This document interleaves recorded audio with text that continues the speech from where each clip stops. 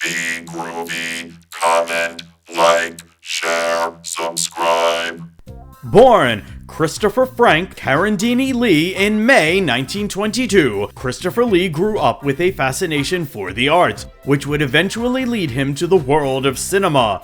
Lee hailed from an aristocratic lineage, with his mother being an Italian contessa and his father serving in the British Army. After serving in the Royal Air Force during World War II, Lee began his foray into the world of acting in the late 1940s. His towering presence at 6 foot 5 inches made him an imposing figure on screen, which contributed to the numerous villainous roles he would come to portray. Throughout the 1950s and 60s, Lee collaborated with Hammer Film Productions, a British production company specializing in horror films. This partnership would prove to be defining for both parties. His first major role with Hammer was as Frankenstein's creature in The Curse of Frankenstein, 1957. But it was his portrayal of Count Dracula in 1958's Dracula that catapulted him to international stardom. Over the next decade, Lee reprised the role of Dracula multiple times for Hammer, becoming synonymous with the character and solidifying himself as one of the great horror actors of any generation. By the end of the 1960s, Lee had become a household name in the world of cinema, particularly within the horror genre. Let's take a look at Christopher Lee's tumultuous career in the 1970s. Initiate sequence. Retrotron Entertainment presents That 70s Nerd! While Christopher Lee's involvement with Hammer Films began in the late 1950s, it was the 1960s and early 1970s that saw him firmly established as the face of their vampire franchise. Although Hammer produced numerous other horrors during this period, their Dracula films, with Lee in the titular role, remain the company's flagship. Following his debut as the Count in 1958, Lee reprised the role in several sequels, including Dracula, Prince of Darkness, 1966. Almost a decade after his initial portrayal, Lee returned as the titular Count, showcasing a more malevolent and silent version of Dracula, with the character not having any lines but still exuding a palpable sense of dread. Dracula did not have any lines because Lee refused to speak the dialogue in the script. Dracula Has Risen from the Grave, 1968. Continuing the saga, this film portrayed a more vengeful Count, keen on retaliating against those who had wronged him. Hammer Film Productions, renowned for resurrecting and revitalizing the horror genre in post-war Britain, found their undisputed poster boy in Christopher Lee. The synergy between Lee and Hammer was nothing short of cinematic alchemy.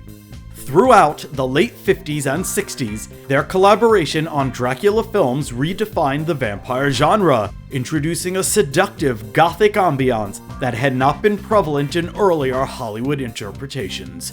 Following the monumental success of Dracula in 1958, Hammer, recognizing the gold mine they had unearthed, were keen on extending the Count's series. Lee's Dracula was more than just a fiend. He was an enigmatic figure, capable of eliciting both fear and fascination, a contrast which was intensified by Lee's commanding performances. By 1970, Lee was finished with Hammer and the Dracula series. He felt that the films had drifted too far from the original Bram Stoker novel, and that he was saddled with poorly written stories and undeliverable dialogue. Lee famously refused to deliver dialogue in several of the Hammer Dracula sequel films. Hammer was in the practice of promoting their stars' involvement long before films had even been written, and without a contract with Lee. Christopher Lee would receive panicked phone calls from the studio, pressuring him to show up on set and location, or else the entire production, and probably the studio itself, would collapse. Taste the Blood of Dracula, 1970. Delving into themes of Victorian hypocrisy and degeneracy, this film offered a darker, more insidious portrayal of both Dracula and the society he haunted. Scars of Dracula, 1970. Released the same year, this installment went back to basics, focusing on the Count's reign of terror in his Transylvanian castle, mixing both horror and elements of adventure. Dracula AD 1972, an attempt to reboot the franchise and bring Dracula into the 1970s. This atmospheric film reunited Christopher Lee as Dracula with Peter Cushing as Van Helsing, albeit a descendant of the original Abraham Van Helsing. The half-baked plot and slangy, hip dialogue undermine what is otherwise a convincingly modernized Gothic story. Lee truly hated this film. The Satanic Rites of Dracula 1973, a direct sequel to Dracula AD 1972. Once again reuniting Lee and Cushing, this absurdly plotting film pits Van Helsing against a suicidal and genocidal Count Dracula, who just wants to end it all, and take the rest of the world with him. This was the 8th and final Hammer Dracula movie starring Christopher Lee. Hammer's Dracula series with Christopher Lee, even with its varying quality, low budgets, and often silly plots, didn't just entertain. They changed the very landscape of horror cinema. The lush Gothic settings, combined with Lee's captivating performances, revived interest in the Dracula character, who had become increasingly comical in the Universal monster movies, until finally ending up in a literal comedy starring Abbott and Costello. While Lee's collaboration with Hammer is the most celebrated aspect of his vampire filmography, the actor also ventured into other vampire roles outside of the Hammer umbrella during the 1970s. Count Dracula 1970. Directed by the enigmatic Jesus Franco, this Spanish film sought to stay true to Bram Stoker's original novel. It didn't.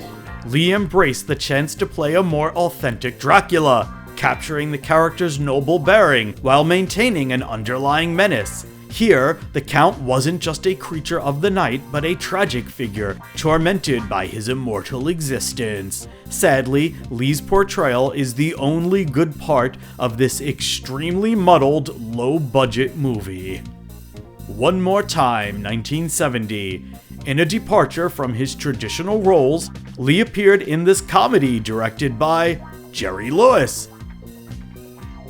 While not a vampire movie per se, Lee humorously parodied his famous Dracula persona alongside Sammy Davis Jr. and Peter Lawford, proving that he could deftly balance between horror and humor. Dracula and Son, 1976. This French comedy deserves a mention.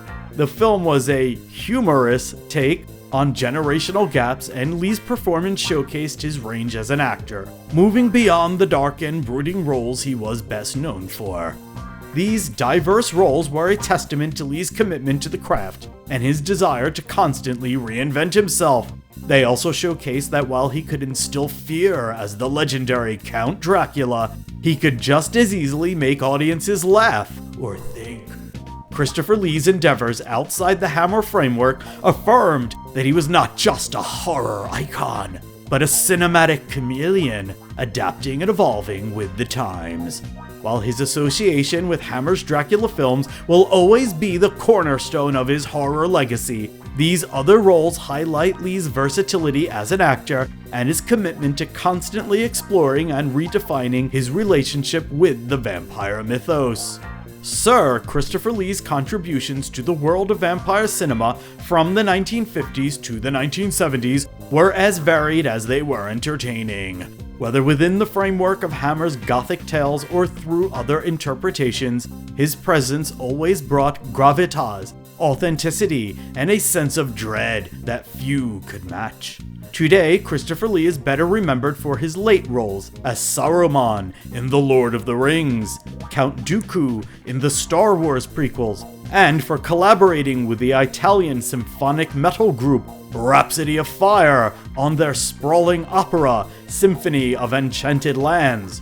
But for those of us who grew up in the 1970s, Christopher Lee will always be, first and foremost, the ultimate vampire, Count Dracula. Be sure to hit the bell for notifications so you never miss out on new videos and community posts.